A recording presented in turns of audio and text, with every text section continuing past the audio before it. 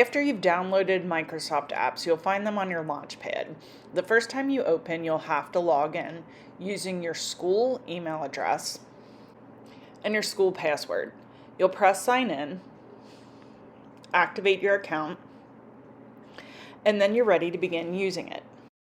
When you're ready to create a document, you choose the type of document you want to make and then create.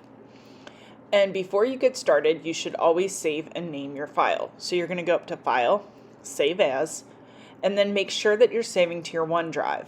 When you press the down arrow next to the file name, you can go into your OneDrive, give your document a title, and if you don't have a folder to save that document to, you'll go create a folder to save that to, so you'll be able to find it. Open the folder to save.